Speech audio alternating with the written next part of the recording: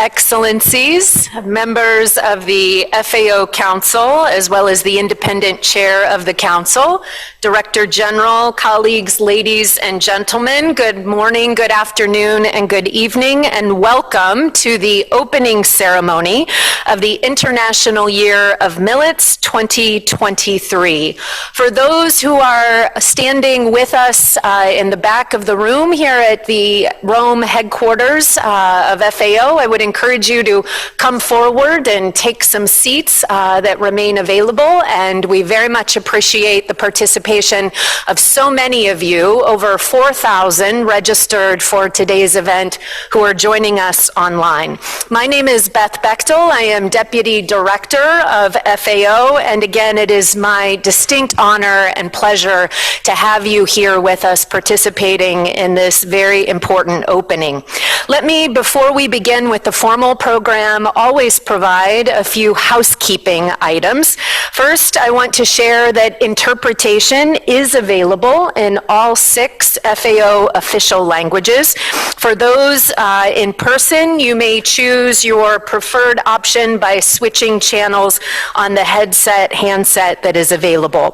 For those of you who are joining us remotely, you may click, as I think everyone is well familiar, on the globe-shaped icon in Zoom and select your language accordingly.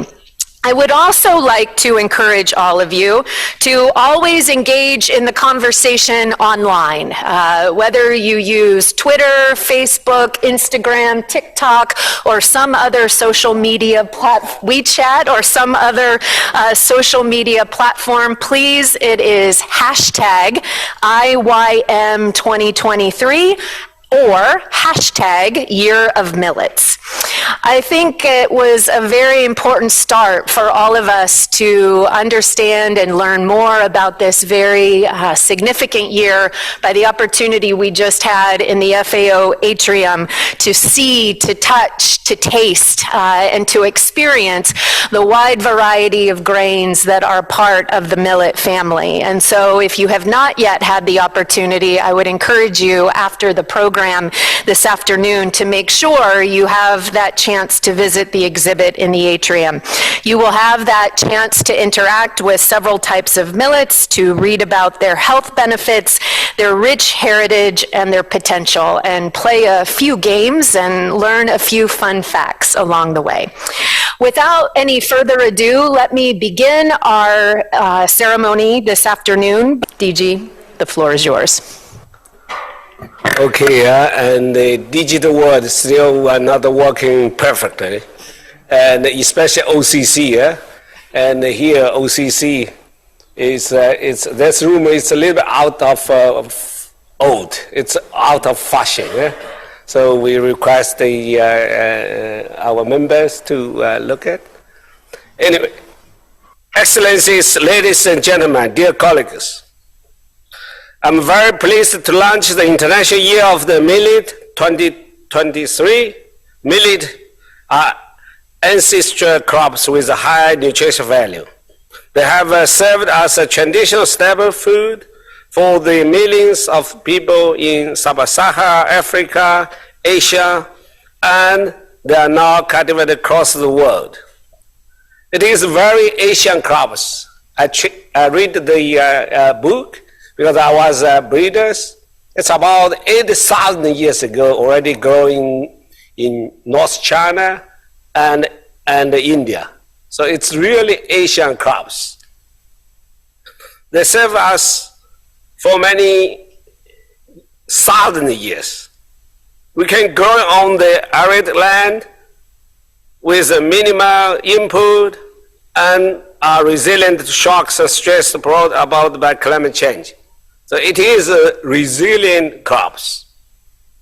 Millet can play an important role and contributed to our collective effort to empower the smallholder farmers, achieve the sustainable development, eliminate the hunger, adapt to the climate change, promote the biodiversity, and transform agri-food systems. At its 75th session last year, the United Nations General Assembly adopted the resolution to declare 2023 the International Year of the Millet, indicated FAO as a leading UN agency for its implementation. So FAO, we always happy to lead in this international years and the international days. We just celebrated yesterday the World Soya Day. It was proposed by the Russia and Thailand. And several days ago, we celebrated the International Day of the World Cotton Day, in the first week of the, so, but that was proposed first by the WTO. So, and FAO, we are honored to start the International Year of the Millet. It is a timely reminder of these important crops. It provides a unique opportunity to raise the awareness of and to direct the policy attention to, first, nutritional and health benefit of millet consumption. Second, the suitability of millet for cultivation and adverse and changing climate conditions. And third, creating sustainable and innovative market opportunity for millet to benefit farmers and consumers. You can see a lot of products from India now just showing the ICAM today. So I hope the following year and 365 days, a lot of members can provide your products. Yeah? From Japan, Korea, China, or Southeast Asia countries, or Africa. I know also from Ethiopia, they have a turf. I always promote the turf because the gluten-free turf. Yeah? So I was a plant breeder, so I think it's a millet is a good nutritional crops for all of us and adapted climate change. That's most important now for the farmers and for the members. The genetic diversity of millet offers opportunity for the economic development and the income generations. And the new and innovative business opportunity also exists in the therapeutic, pharmaceutic, and specialized chemistry market. Ladies and gentlemen, FAO has been leading the One Country, One Priority Product initiative to support the countries to focus on the development of special agricultural products which hold unique qualities, untapped potential, and special characteristics. Millet, as a dryland grain with climate resilient and nutritious prosperity and perspectives, will identify as a special agricultural product by India. So India is the ideal country to combine the Himalaya high mountain paths and with tropical rainfall areas, Mekong rivers. So I think and also this two parts you need the growing rice with a lot of water, and you need growing the millet with less water and dry land. So I think that's really a wise solution to feed the India. And we need to work together to support India to promote International Year of the Millet. In line with International Year's slogan, millet are rich in the heritage and full of potential.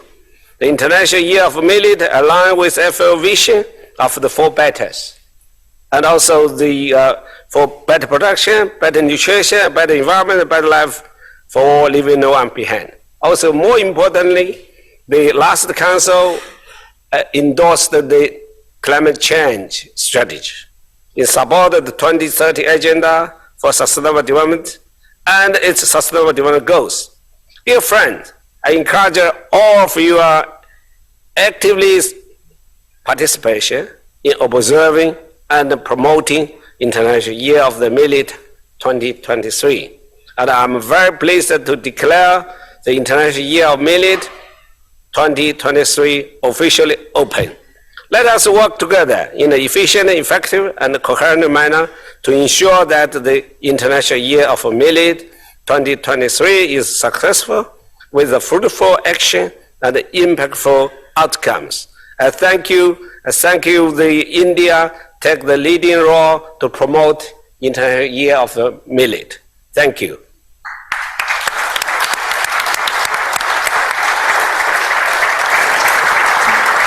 Thank you very much, Director General, for your opening comments and for the official opening as you were able to provide to this very important year. So without further ado, let me once again introduce our, I think, outstanding promotional video of the International Year of Millets. Small, but I am strong.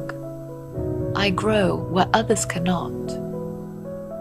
I thrive in harsh and dry conditions, providing food when other harvests fail.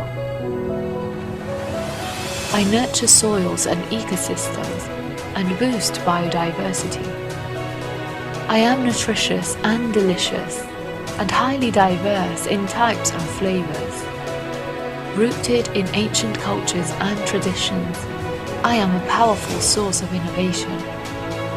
I want to share my benefits widely with all people and the planet. But I cannot do it alone. So, bring me back to your table. I am millets.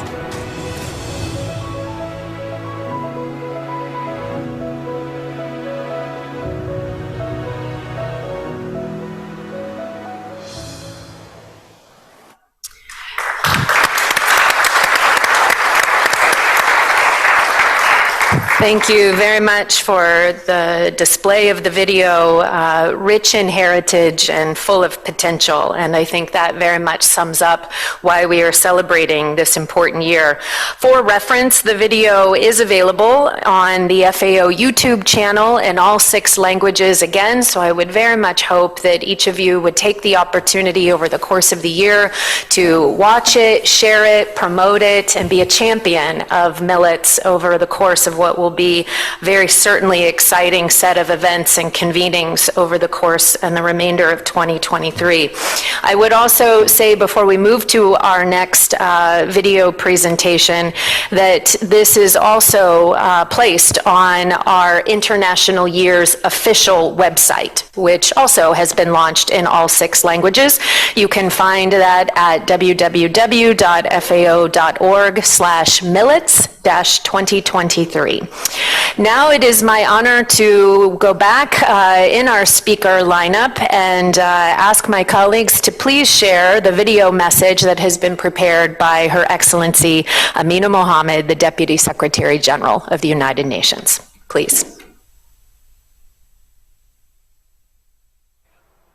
Excellencies, ladies and gentlemen, last year the United Nations General Assembly declared 2023 as the International Year of Millets. This designation was a clear recognition of the central role that millets can play in fighting hunger and building food security while bringing us closer to our targets under Agenda 2030. We know that sustainable plant production and restored landscapes can generate economic prosperity, job creation, and new capacities in agri-food systems, especially in rural areas. And millets can be central to these efforts. For thousands of years, millets have been a staple source of food and nutrition for millions of people. They have also had the virtue of growing under adverse and changing climatic conditions, developing resilience for increased food security. The world is paying attention. We're now seeing growing interest in millets by consumers and producers alike. Millets provide a key opportunity to improve the livelihoods of smallholder farmers, while building economic ties between local production and wider global markets. Let us use this year to continue to inspire, innovate, and deepen our understanding of millet in our diets, ecosystems, and economies. And let's recommit to strengthening nutrition and food security worldwide and achieving real progress towards the 2030 Agenda for Sustainable Development. Thank you.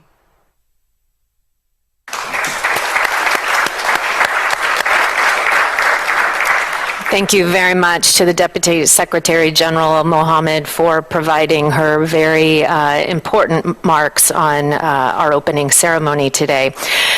International years take time, they take effort, and they take champions. These are not undertakings that FAO does in isolation of others, of partners, of members. And it is, I think, very notable today to recognize the very important contributions that India has provided in putting its strong support, strong commitment, and strong championship behind this very important year. And so to address us on this important occasion, the Prime Minister of India, His Excellency Narendra Modi, has sent a message. And Her Excellency Shobha Karanlaje, the Honorable Minister of State for Agriculture of India, will read the Prime Minister's message. Please, Your Excellency. Honorable Director General of FAO, Excellencies and all the ambassadors, member of FAO Council present here, International Year of Millets Secretariat, ladies and gentlemen. It is my honor to represent Government of India today for this important occasion and the opening ceremony of International Year of Millets 2023. The journey for India has begun in 2018 when National Year of Millets was declared. We have come long way since reached this moment. It is my great pleasure that I would now be reading to you the message from our Honorable Prime Minister Narendra Modi ji and his vision about the millets in the International Year of Millets 2023. My Prime Minister's message: I would like to congratulate the United Nations and Food and Agriculture Organizations for the launch of International Year of Millets 2023. I also express my appreciation to the different members of nations who supported our proposal to mark the International Year of Millets. Millets have a glorious history of being among the earliest crop grown by humans. They have been an important food source in the past, but now need of the hour is to make them food choice of the future. Once in a century pandemic followed by a conflict situation has shown that food security is still a concern for the planet. Climate change can also impact food availability. At such a time, global movement related to millet is an important step since they are easy to grow, climate resilient, and drought resistant. Millets are good for consumer, cultivator, and climate. They are rich source of balanced nutrition for consumers. They benefit cultivators and our environment since they need lesser water and are compatible with natural ways of farming. There is a need for diversity on the land and our tables. If agriculture becomes monoculture, it impacts our health and the health of our lands. Millets are a good way to increase agricultural and dietary diversity. Raising awareness to create millet mindfulness is an important part of this movement. Both institutions and individuals can make a tremendous impact. While institutional mechanisms can encourage production of millets and make it profitable via policy initiatives, individuals can make health-conscious and planet-friendly choices by making millets the part of their diet.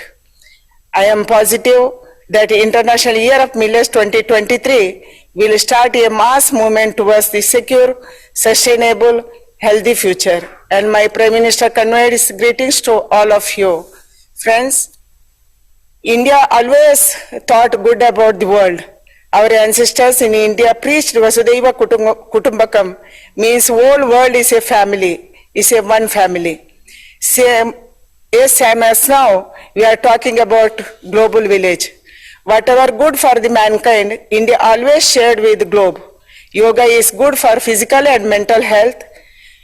That's why we shared with the whole world, and we took lead to celebrate International Year of Yoga. And also our Prime Minister taking initiative to share our Ayurvedic medicine all over the world. And also now it is about millets. Millets are good for health. It is nutritional. It has got good minerals. That's why it can grow it in dry land. That's why we are sharing our knowledge with the world. That's why I think the whole world should encourage this, and you should very nicely celebrate next year as a International Year of Millets, that is 2023. This is our Prime Minister's message. Thank you so much. Thank you all. Thank you for listening.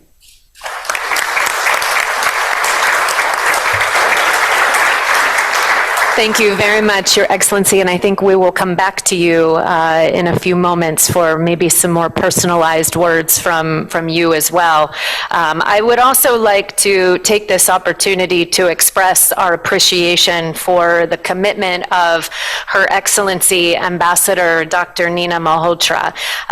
She has a very important role in chairing the steering committee for this important international year, and that commitment and that leadership is very much appreciated by all of us here as a part of FAO. So Ambassador, thank you as well. Now we will hear from our next distinguished speaker, Minister of Agriculture of Nigeria, the Honorable Mohammed Abubakar, who was also with us as a presenter at our very recent Global Conference on Sustainable Plant Production. Minister, it is a pleasure to see you again and to have you as a part of an FAO program. I will turn the floor over to you.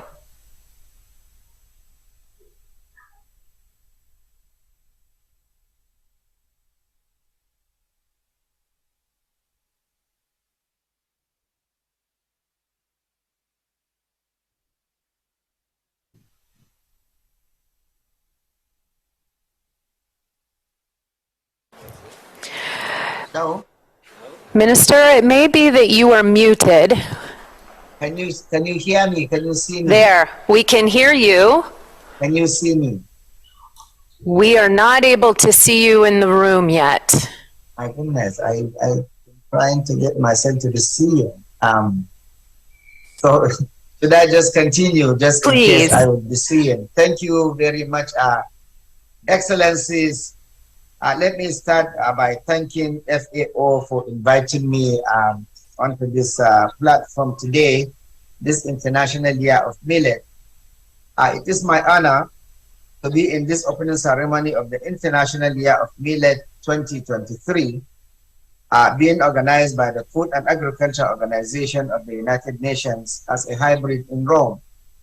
The International Year of Millet 2023 was adopted in March 2021 during the 7th session of the United Nations General Assembly by all FAO member nations.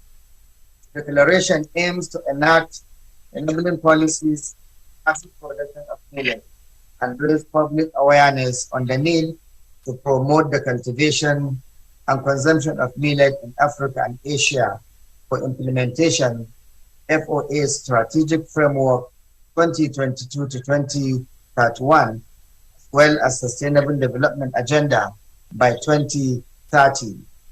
Let me state here that Nigeria and FAO has a long-standing working partnership in agriculture and food security before the independence. I wish to inform all FAO member nations in this opening ceremony that Nigeria has huge potentials in millet subsector and market. And it is our hope that this 2023 millet program has come to boost millet industry for poverty reduction and job creation. Millet is a staple food for grain for millions of people in Nigeria and around the world. Millet is commonly grown in northern part of Nigeria, and over 60% of farmers are devoted to millet cultivation, known as yadi in Margi language of the northeastern Nigeria.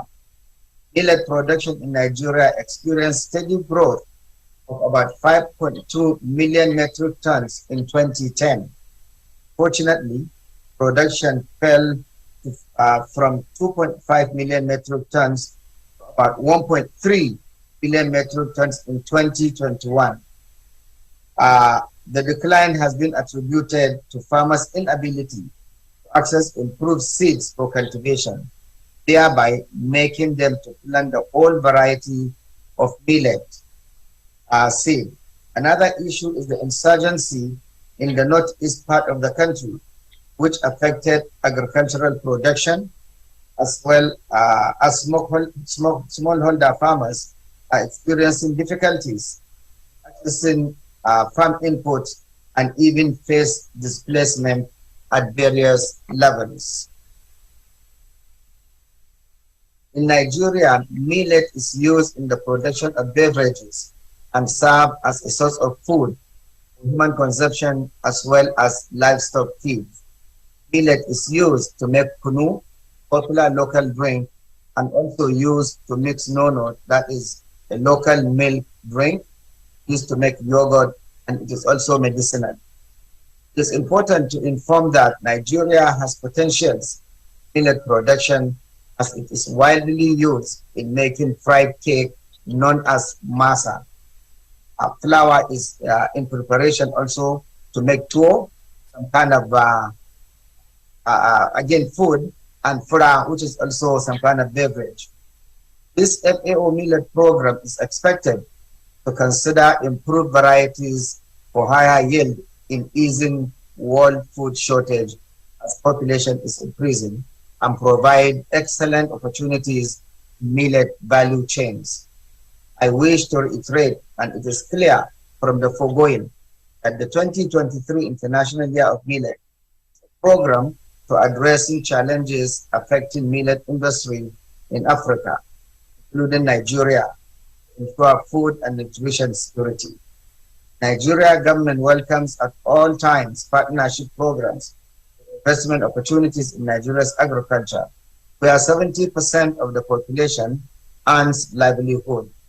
Must also be prepared to invest massively in the millet subsector in order to addressing poverty and malnutrition.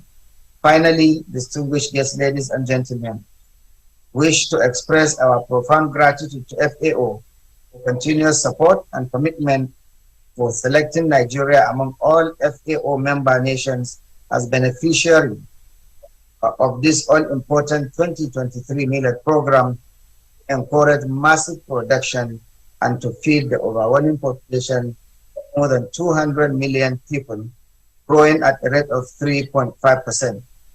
Nigeria would collaborate with FAO in ensuring effective implementation of millet programs for development of agricultural and investment opportunities across the value chain. Nigeria, in its commitment, seek for immediate implementation of the millet program in Nigeria for the benefit of all citizenry. Thank you for your attention and fruitful discussions. Thank you.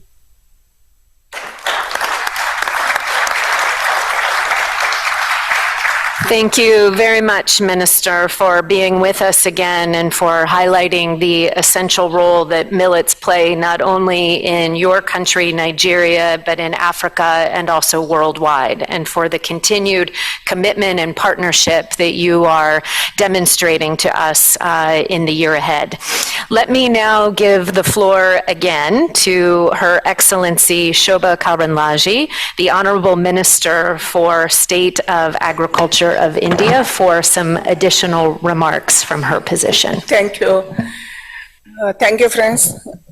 The International Year of Millets was adopted by United Nations resolution for which India took lead and supported by over 70 nations. International Year of Millets provides us unique opportunity to increase global production, ensure efficient processing and consumption, to promote better utilization of crop rotations and encourage better connectivity throughout food systems, to promote millets as a key component of the food basket. Millets are the powerhouse of nutrition were consumed as a staple cereals and brewed from prehistoric times of Asia, Africa, and Europe. The journey of millets can be traced back to the ancient Vedic roots of India, Indus Valley civilization in India, Zhou dynasty in China, and many others. Today, they are well-known traditional crop for more than 2.5 billion people living in dry land regions of Africa and Asia. Globally, millets are cultivated in more than 112 countries. Sorghum and pearl millet are the major millets crops grown, constituting about 90% of the world millets production. Majority grown in semi-arid regions, India is the topmost producer of millets, contributing 18% of the world production, followed by Niger, Sudan, and Nigeria. They are not only boon to small holder farmers, but also the consumers who are in need of change of their lifestyle pattern. Today, the modern youth desire to consume gluten-free food and consume various types of millets products can aid them to fulfilling their nutrition requirements. In India, millets are consumed in form of various snacks like cookies, breads, others, and breakfast dishes like porridge, savory pancakes, so many other ready-to-eat and ready-to-make products. Some of the products we are we can see in the exhibition here we are exhibited, and also that is done by our young generation who are running the startups, new startups. The Government of India, under the guidance of Honorable Prime Minister Narendra Modi ji, has undertaken multiple initiatives to strengthen production, improve processing efficiency, behavioral change through training, especially women farmers, producer organizations and others, and offered incubation support to more than 250 startups. Ministry of Agriculture and Farmers Welfare, in association with other central ministers, state governments, stakeholders, institutions are working in mission mode to enhance production consumption of millets in the country. It is involved to support sustainable production, creating awareness for higher consumption, developing market, value chain, and funding research and developmental activities. There is a need of collaborative approach for R&D, funding support, technology transfer, and others to assist the smallholders, farmers across the world by providing support through the better seeds, better inputs, and farm practices to boost production of millets. India aims to global hub of millets through the quality of millet production, strong R&D, global processing champions, and institutional support ecosystem. And with the myriad of issues facing our planet, starting with climate change and growing hidden hunger in the dryland regions. To resolve them, nations need to collaborate, develop a sustainable future, and millets will play a pivotal role in the process. We all have the opportunity to contribute to the future well-being of mankind by bringing back ancient food grains through International Year of Millets. I think for next year, India is an important year. We are celebrating International Year of Millets, and also India taken the presidency of G20. And I think all from your nations also, we are all uniting to India and see our production and also our processing unit on millets. Thank you so much. Thank you very much.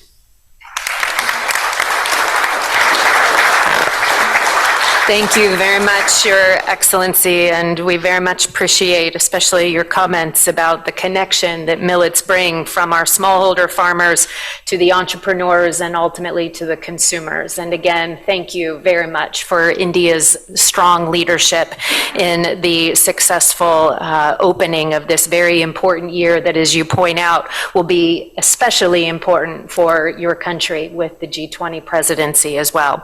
We hope that the invitation invitations to continue to come visit you will keep coming, and we hope we can be a part of a number of events with you there in India. It's now my pleasure to introduce our final message. Our next speaker is Her Excellency Hanaina Tawani Menkomo, the Minister of Foreign Affairs of Panama, who will deliver her video message in Spanish. Please show the video.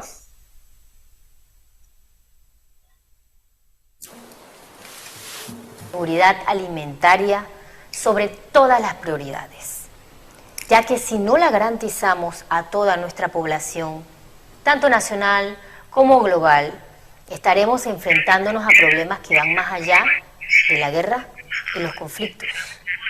A la misma vez, nos enfrentamos al cambio climático y sus consecuencias, como el alza de temperaturas y los crecientes desastres naturales, ambos factores que desestabilizan la manera en la que vivimos y que gradualmente distorsionan el acceso de familias, particularmente de sectores vulnerables y precarios, a comidas nutritivas y opciones que resistan las condiciones climáticas que ya estamos experimentando. Por esto, quiero agradecer en nombre del pueblo panameño a la República de la India por presentar la resolución para declarar el Año Internacional del Mijo en el 2023. Siendo India uno de los mayores productores de este nutritivo cereal, el cual ya se ha convertido en un bastión de esperanza para las millones de personas que se han visto afectadas a nivel global por las hambrunas causadas a raíz de las sequías, altas temperaturas, inundaciones y conflictos causados por la humanidad. El mijo tiene características que pareciera se adaptan a la perfección para mitigar las crisis que estamos enfrentando todos sin excepción. Es un nutricereal con elevado valor nutricional que contiene vitaminas, proteínas y minerales, tales como hierro, calcio, fibra, almidón, magnesio y un bajo índice glicémico, contribuyendo así al consumo de dietas saludables. Estas son características que a la vez mitigan otras crisis, como la de la obesidad, que es causante de múltiples enfermedades crónicas y no transmisibles, que se han vuelto otra pandemia más silenciosa e igual de peligrosa, y la cual requiere de soluciones como alimentos altos en nutrientes para sanar una población cada vez más enferma, con los altos índices de consumo de azúcar y sodio que contienen los alimentos procesados. Nos honra formar parte del Comité Directivo del Año Internacional del Mijo 2023, que es responsable de lanzar esta iniciativa, lo cual se hizo en conjunto con la Organización de Naciones Unidas para la Alimentación y la Agricultura, FAO. Agradecemos a todo el equipo con el que trabajamos durante este proceso y estamos comprometidos en asistir con la difusión de los beneficios del mijo para sensibilizar a la población y que el consumo de este nutricereal no sea único de la India y algunos países de África, sino que se considere una opción para fortalecer los esfuerzos de todos los países de tierra caliente que requieren de cultivos amigables a los suelos para ampliar las opciones de dietas saludables y sostenibles. Y en este sentido, el agua es un recurso que debemos cuidar con nuestras vidas. Y este nutricereal tiene tantas características redimibles que hasta demanda menos agua para su cultivo comparado con el arroz y el trigo. Panamá ha redoblado esfuerzos bajo el liderazgo del excelentísimo señor presidente Laurentino Cortizo Cohen para crear sistemas de cultivos más eficientes y utilizar menos agua para así garantizar que la producción de alimentos se haga de manera sostenible.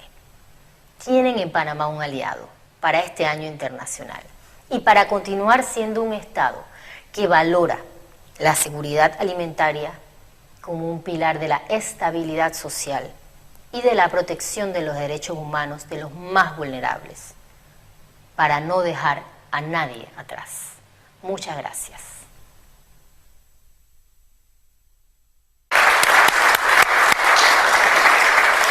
Thank you very much to her minister for underlining the important role that millets play in adapting to climate change and to contributing to our fight against hunger in all of its forms and to leave no one behind.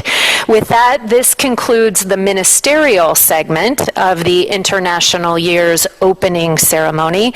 I would like to thank all of you, those of you who are here in the room in headquarters of FAO in Rome, and to all of you who have joined online for your participation. And I would like to encourage you all to stay engaged in the remaining hour that we have together for the next session.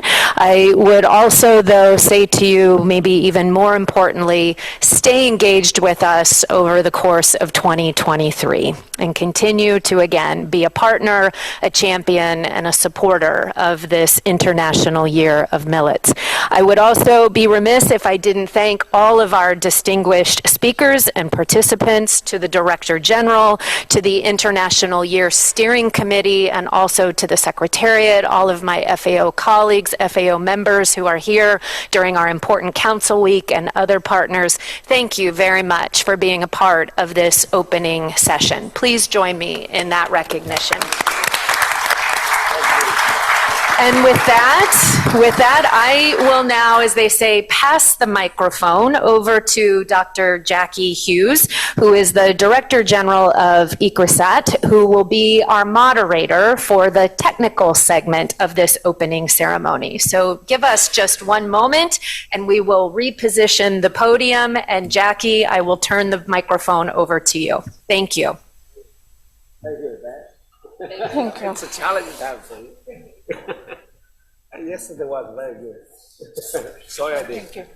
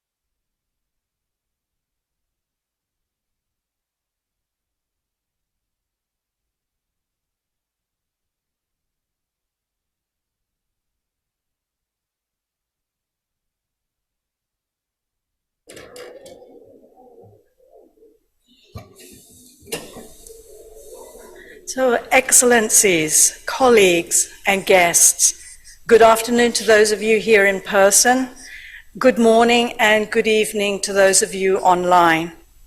So this is the technical session of the International Year of Millets, and we're in hybrid mode. But let me first introduce myself. I'm Dr. Jackie Hughes. I'm the Director General of ICRISAT, a plant pathologist, and my career has spanned both national and international agricultural research centers around the world, and culminating in the move to ICRISAT, where we're focused on the dryland cereals, which is the millet, sorghum, and also the dryland grain legumes, chickpea, pigeon pea, and groundnut. And all our work is focused towards the Sustainable Development Goals and to working with national governments and our partners. Online, calling in from Lomé, Togo, is Dr. Abdou Tenkwano. He's the Executive Director of CORAF. CORAF is the Western Central Africa Council for Agricultural Research and Development, an international not-for-profit association of national agricultural research and development institutions from 23 countries. He bridges science and practice through effective partnerships and innovation in context with senior government officials. So he's working at the ministerial level of national governments, as well as the regional economic communities to influence development of enabling policies which are so important to support innovation of sustainable uptake of technologies for inclusive agricultural transformation. And on my right here, I have Mr. Arnaud Petit, the Executive Director of the International Grains Council. And he's currently implementing and upholding the objectives of the International Grains Council and the Food Assistance Convention with market analyses and market transparency. He was formerly the Director of Commodities and Trade with Copa Cogesa, the united voice of farmers and agri-cooperatives in the European Union. Also online, calling in from New Delhi, India, is Chef Anahita Dondi. After completing a Cordon Bleu Grand Diplôme in London, Anahita returned to India and collaborated with veteran restaurateur A.D. Singh to launch the first soda bottle opener wala in New Delhi in 2013. She's now the chef partner of the branch, and she's seen an expansion of the chain which is promoting her personal native Parsi cuisine. She's been a passionate cook since the age of 10, and Anahita continues to be very active in the Indian culinary scene and has won several awards, including Young Chef India and the Times Food Award. So we're talking about millets. It's the International Year of Millets. And millets are a diverse group of cereals that include, as you saw outside, sorghum, pearl millet, finger millet, and the other millets that are less well known: proso, foxtail, barnyard, little, kodo, brown top, guinea millets, and also fonio and teff. Global production of sorghum in 2020 was about 59 million tons. With all the other millets put together, they managed to bring in another 30 million tons. So to put this in context, millet production was about 90 million tons. That's including sorghum, in 2020. Rice, wheat, and maize were 185 million, 760 million, and 1,100 million tons respectively. Over 2,000 million tons of the other cereals. We do need millets. They're used for food, fiber, fodder, and are largely consumed, as we've been hearing, in Asia and Africa. There are commercial uses that we've also heard about, particularly of sorghum, and these have expanded production to the Americas. We need the diversity of millets, and we at ICRISAT have a gene bank under the auspices of FAO, and it's safely duplicated in the Svalbard Global Seed Vault with the genetic material of millets. National gene banks are also critical to keep the national genetic resources safe. We've heard that these crops grow where little else can, the drylands, providing nutritious food for those people in the drylands. We've heard that they're nutrient dense, very important, particularly the low glycemic index. They're gluten-free, high iron, high fiber, all very pertinent to lifestyle disease management. Many of them are also dual purpose, so you have the grain and you also have fodder. The fodder is very important for feeding the livestock, on which many rural communities depend.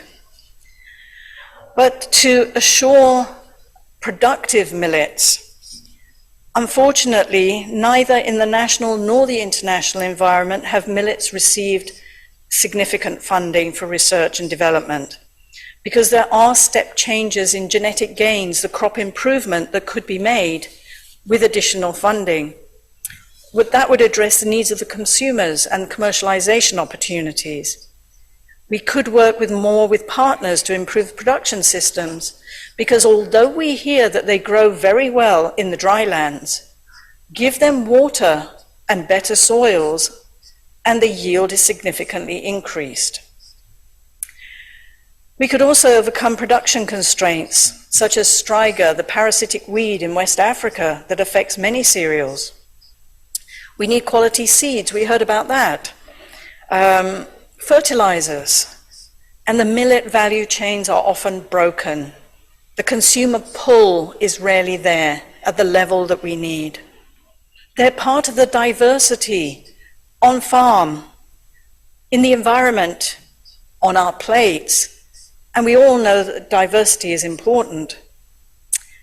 To help all this, we also need supportive policies, and we've got to encourage those because we need to enhance uptake by farmers who have not always found that millets are a profitable crop. They're often relegated to those crops that only the very poor will grow.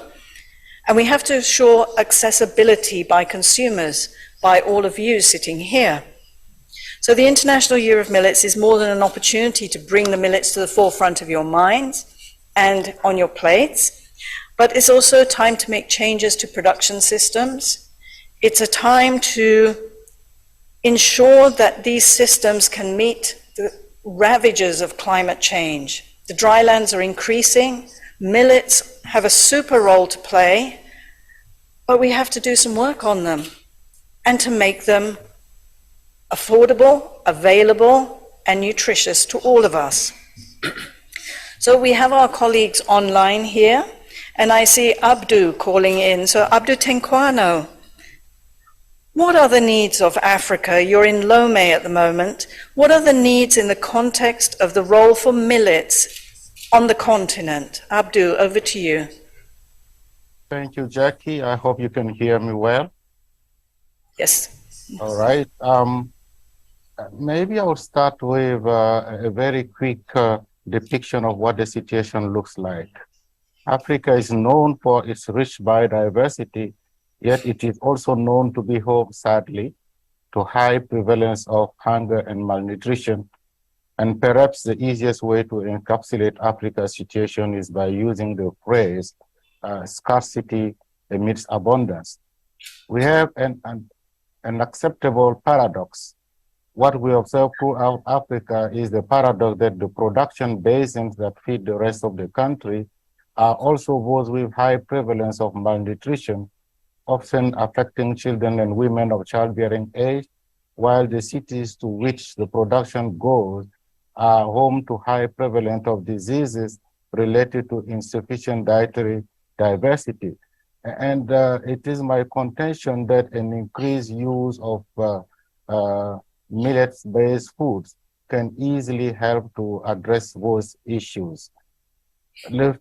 Another element is that we could say that millets are constitute a landmark crop for Africa. It's one of the oldest crops known to mankind, and there are evidences that a lot of diversification took place in Africa, domestication also, and then from there, the crops moved particularly from the West African area where I happen to be based to the eastern part, and perhaps from there to India and spread further. So it is really time for us to maybe reclaim that ancient legacy of the continent. And as you said, I'm in Lome, attending a meeting which is called for by the Regional Economic Commission. And the chair of the meeting made a very strong statement that we have no more excuses and we cannot use crisis as an excuse for lower production. The hungry are increasing in number and they are becoming more and more vocal and contributing to increased insecurity, not just food insecurity.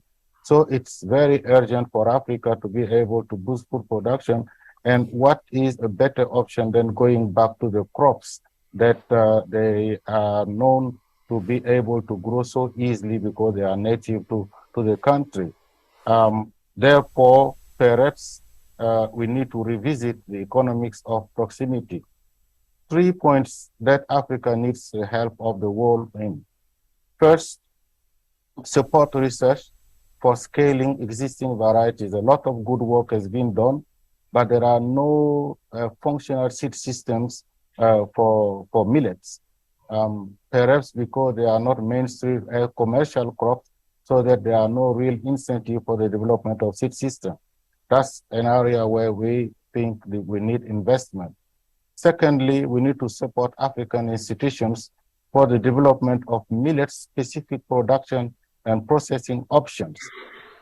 We need to move away from a situation where millets are merely spillover crops. We develop things for overcrops, and then luckily they can work for millets. We need to have a situation where millets stand on their own.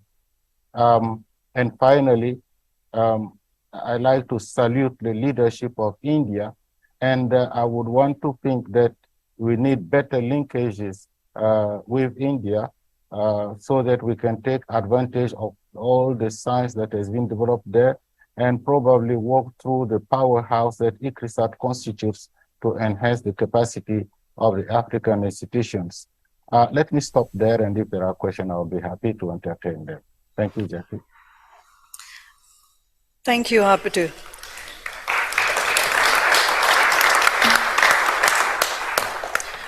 So an interesting point in the context of this meeting that Abdu made was that the millets are well known in Africa, but maybe they're going out of popularity, and how to bring them back.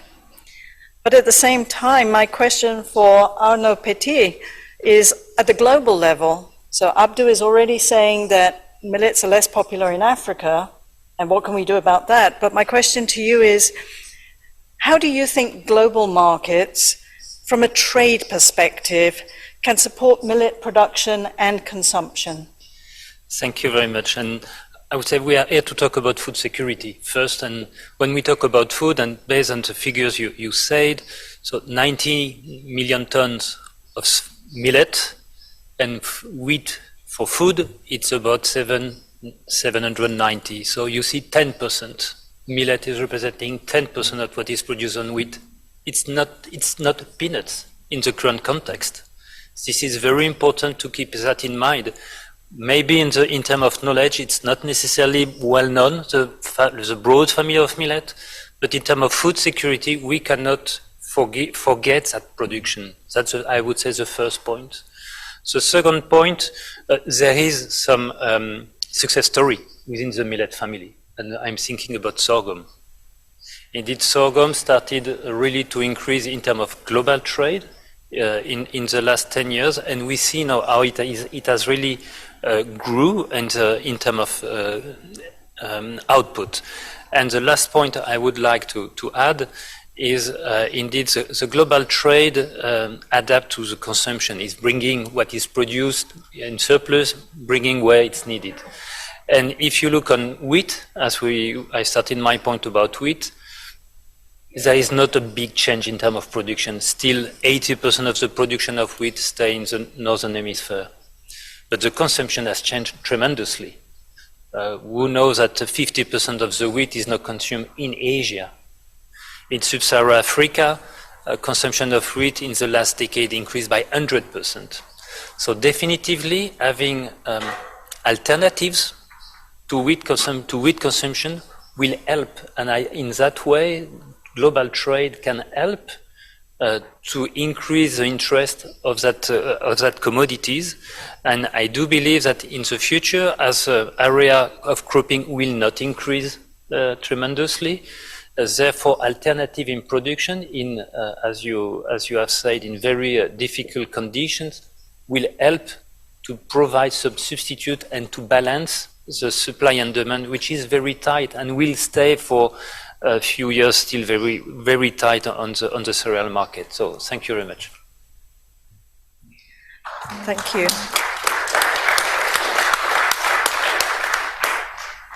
Thank you, Arnaud. When we talk about food security, nutrition security, food is one thing, fill the tummy and be able to work, but it's so important to have it attractive on your plate. Then you want to eat it. So I'm very glad that Chef Anahita is there with us in Delhi. Anahita, can you expand on the role of a chef in trying to get consumers to try the millets as part of a balanced and nutritious diet? Chef, over to you. Good evening and namaste from India. It's an absolute honor to be here. I just wanted to thank everyone at FAO to include a chef in this conversation. I think most of the times there are leaders and policymakers, and we do forget that the chefs are the ones who are actually going to be creative to actually bring the change on plates in restaurants and in diets. So I'm really grateful for this opportunity and to be representing India, which is such a leader in bringing about this change, and our Prime Minister who's foreseen the future of this amazing grain, His Excellency Mr. Narendra Modi. Just wanted to tell you a little bit about this grain. In Hindi, it's known as mota anaj. It's a simple, small grain which has such high nutrition. It's good for the farmer, it's good for the planet, and it's good for chefs and consumers. And as chefs, I think the important role is to be one between the farmer and the consumer. So I think the role of the chef is extremely key, and I've been working with the Sustainable Development Goals to the SDG 2 with the Chef's Manifesto team also, and chefs all around the world, where we try and get you ingredients which are lost, forgotten, and biodiverse. And millets has been one such grain for me that I have personally taken charge that I want more people to eat. And the only way I can do that is to learn how to cook it myself and to present it in a way that, you know, people would want to eat it. So like I said, the role of the chef is extremely important. We need people in restaurants, in the F&B industry, at home, to hold this grain, to try this grain, and that's the way we can bring it back into production, and we can actually see the results of this amazing International Year of the Millet. Thank you.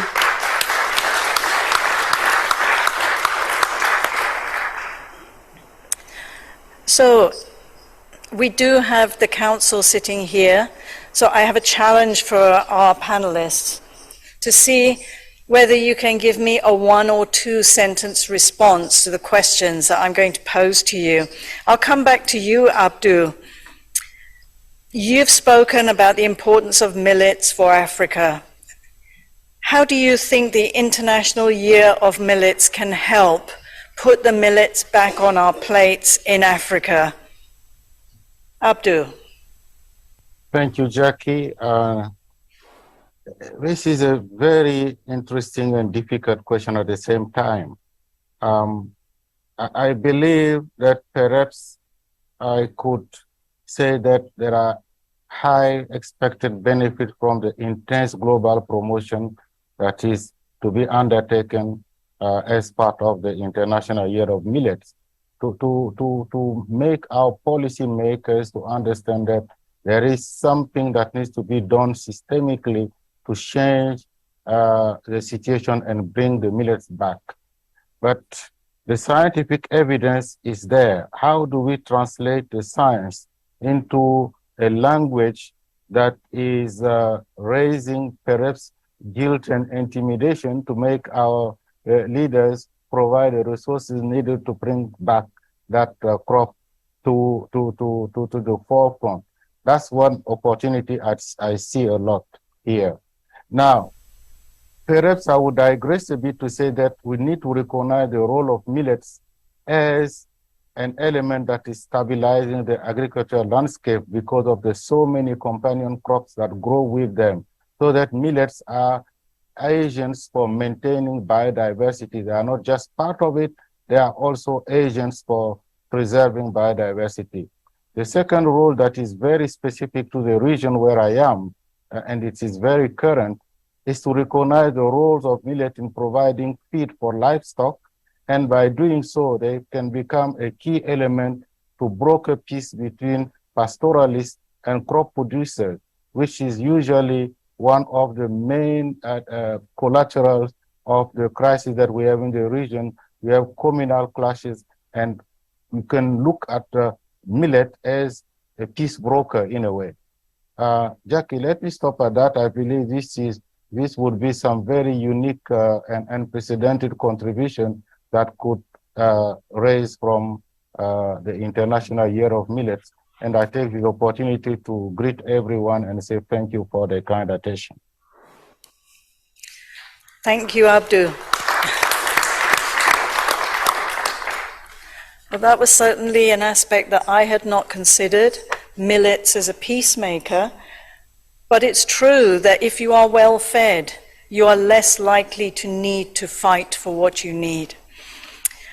So if we're trying to move millets around the world or within a continent, Africa, what trade bottlenecks, Arno, could you imagine with millets, and how could we overcome them? Just a few sentences? Yeah. Tenses, first, market information. IGC is part of the agricultural market information services, and we know that more there is market transparency in terms of production, in terms of trade, better it is to have confidence about market development. So as IGC, we will now publish our statistics with millet per se and not anymore other cereals. That's the first thing in order to increase the transparency. And I would say I launch also a call for countries which are interesting in terms of price, because I think also very important is having a price transparency. And today on sorghum, we can have 6 different origin prices, but on other categories, not at all. So that's something we will work and to provide confidence to the business to work. And the second point I think really interesting to look at is the integration in the grains value chain. I had the chance to be in Senegal 3 weeks ago, and the milling industry is looking how to integrate phonium flour in the bakery industry. And I think it's very promising, because when you can add 10 or substitute 10 to 15% of your flour, wheat flour, by this approach, indeed you are really generating a new demand, not necessarily looking for drastic change from the final consumer. So I think here there is really something to look at, is integration in the grain value chain, exploring new opportunities. And it is right that the grains market situation is providing new opportunities for millet. So I would stop there. Thank you. Thank you, Arno. So providing new opportunities with a very versatile grain.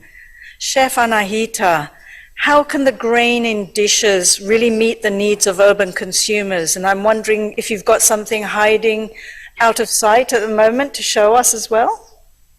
Yeah. Yes, I do actually. I just had this for lunch, so I have a beautiful salad here. It's grilled corn and sorghum puff salad. So you can see these little popcorns, which are actually made out of sorghum, and there's also some cooked foxtail millet here. So it's a really healthy and delicious salad, and I'm so sorry for tempting you, but I hope that you can go into your kitchens and try this out. And that's what I usually tell chefs, that it's a simple grain which is so versatile and it picks up flavor so well.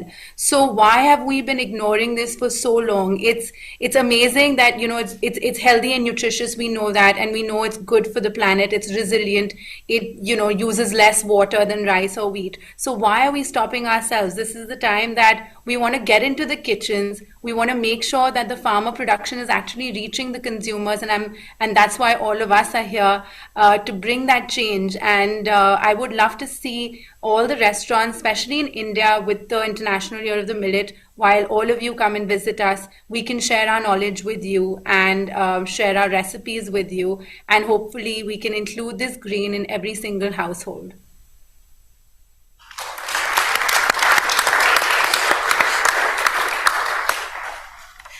Thank you, Anahita. That looked delicious, and I hope we won't just see the millets in the restaurants in India, but around the world. Thank you, Chef. So thank you to all of you on the panel, to Dr. Abdou Tenquano, to Arno Petit, and Chef Anahita. And from their contributions, I've got 4 points that I've managed to pull together. One is that millets are part of the solution for crop productivity in the drylands and beyond, in Asia for sure, Africa, but also around the whole world. 2, that global trade in millets is a pathway to prosperity. 3, Chef, that millets are highly nutritious and help combat lifestyle diseases and can be prepared in ways that are super attractive, and they're both familiar and exotic. And they are I believe, the smart food for the future. So now it's my honor to pass the floor to the Director of the Division of Plant Production and Protection of FAO. Director Xia, over to you. Thank you very much. Thank you, Jackie. And you make a very good summary already. Here, it's okay? It's working? Yeah? Yeah, okay, yeah. And the 4 point already make sense, the partial solution, yeah?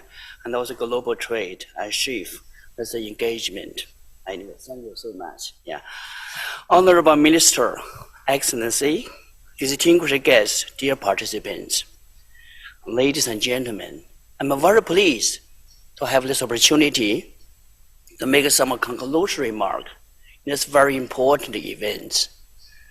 And everybody knows that 2023 will be milestone because we are celebration and International Year of Millets. To make it memorable, I think let's work together. I have 3 points for your consideration. Number 1, and organize the core activity and events to be organized worldwide for celebration of International Year of Millets. At a global level, we plan to organize a seminar and the events to celebrate International Year of Millets. That's first. Second, issued global scientific publication and also promote the promotion communication products on the millets, and such as, give example, a recipe book. And number 3, we are going to hold and organize International Year of Millets closing ceremony.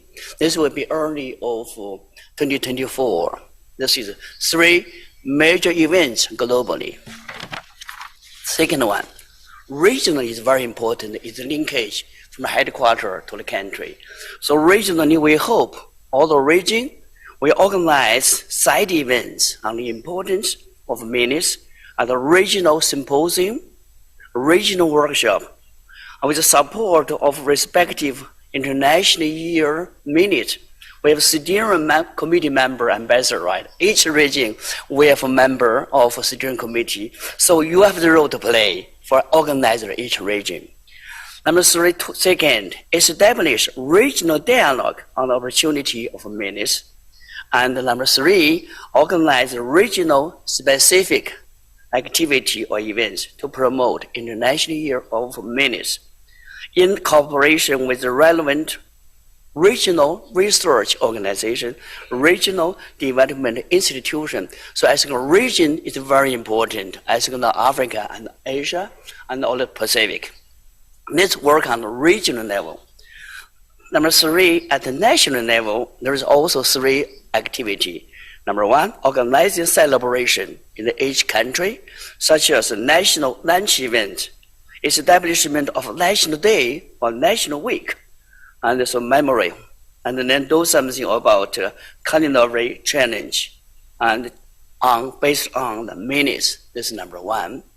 And the second one, create an education dossier and on millets for primary or secondary school, as well as the millet fellowship and also citizen science. So make more people know it.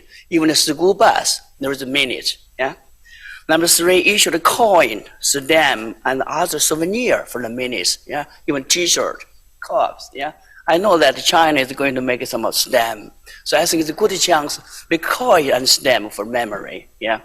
This is for activity at 3 level. Second one, what is the major outcome to be, for our expectation for this celebration? We have 5 major outcome. Yeah. Number 1, raise awareness of the importance of millets in contributing to UN SDG, particularly SDG 1, SDG 2, SDG 3, 8, 12, 13, 15.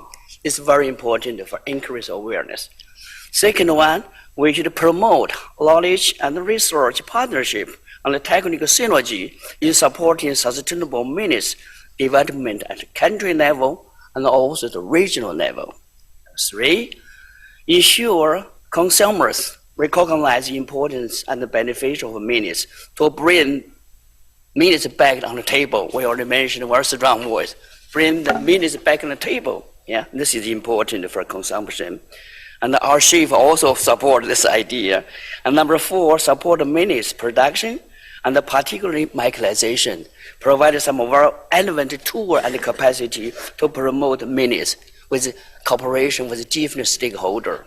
Number 5, establish International Day of minutes. It's time to say the day. Year, okay, one time. Day is forever. So let's work together for International Day of minutes. Yeah, for legacy, for celebration of this year. This is number 2nd point. What is the outcome? Now, how can we make it? There is 3 some kinds of requirement. Number 1, the government need to be prioritize production and the trade of minutes as a way for fighting hunger, build resilience to climate change, increase biodiversity and promote diverse diet, and make legislation action to influence our cultivation as well as effective harvest of and post-harvest innovation, this technology from government. Second one, the private sector should invest some money for sustainable minutes production by training the farmers, equipment, and also new technology. Number 3, farmers, and particularly small-scale farmer, should learn how about the benefit of minutes and the most up-to-date technology for cultivating, harvesting, and post-harvesting of minutes. Number 4, non-government and NGO and work directly with farmers should share the best practice for cultivating minutes and provide farmers with practical support, training, and a way of better collected with the market. Lastly, as researchers, academia, institutions should dedicate resource to researching minutes, their nutritional value, and propriety, and also characteristic, as well as appropriate mechanization. And anyway, in conclusion, all stakeholders, everybody of you, all of us, have a role to play to promote and minutes this year. Before closing my remark, I would like to express my thanks, particularly the India government, and then for initial leading the process. Particularly ambassador here, I know you're the chair of the steering committee, work very, very hard. Every month you have one meeting. It's not so easy to put the people together. And secondly, I think today we have two facilitate our digibest here and Jackie here. Very good facilitation, and then 6 very good and presenter. Thank you so much for your active in this role to play. Number 3, of course, I want to say something about our secretariat people here. It's not so easy to support. The secretariat, many people from our division, they work very hard. Finn and your team, you have excellent job. Thank you so much. And of course, thank everybody for active participation. We already mentioned about 4,000 people registration. This is minis. It's small, but the mentee is very, very important. And lastly, of course, very, very important issue, and my thanks to our interpreter and for 6 language. Without your translation, it's difficult for me to understand everything. Thank you all. I think this may be the time to say and close this ceremony. And thank you all, and then enjoy your day. Yeah.